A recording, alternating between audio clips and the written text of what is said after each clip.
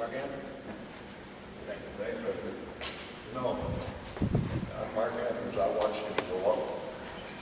The Andrews and Nelson's farm, we were close together.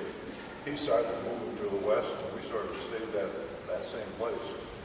The first time I ran into the death tax problem was in my first term in Congress when a farmer who was my age, south and east of Castleton, died suddenly of a heart attack.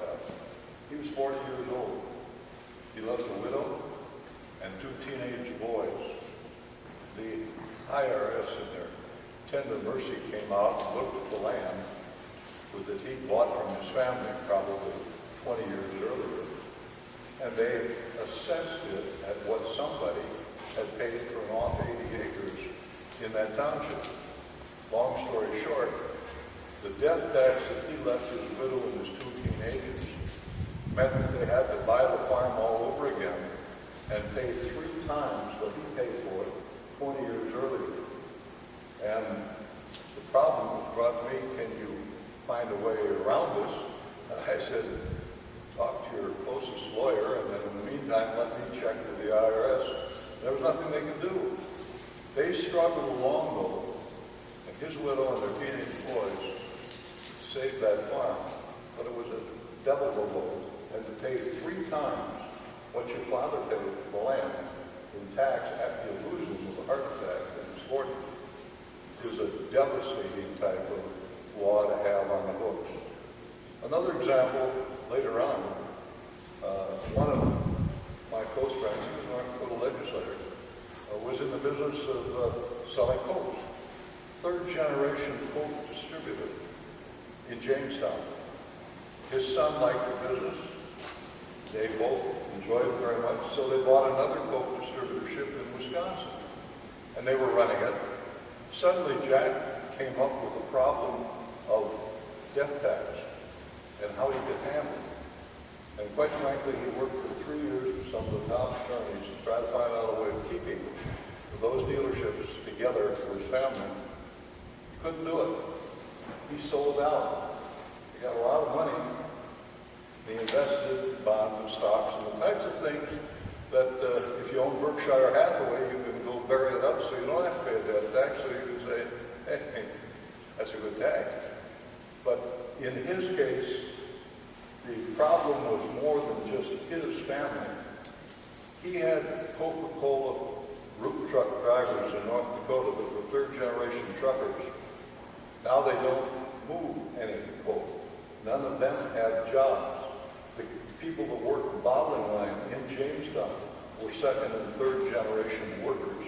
They lost their jobs because that coke is now being canned in Minneapolis. So it's more than just the individual farmer or business person. It's the people that have worked all their lives and probably, along with their families, their lives, in this business of part of North Dakota. That's why death tax is such an inhumane tax. The revenue flow for the federal government is not that great. All it does is inhibit business, and it inhibits families.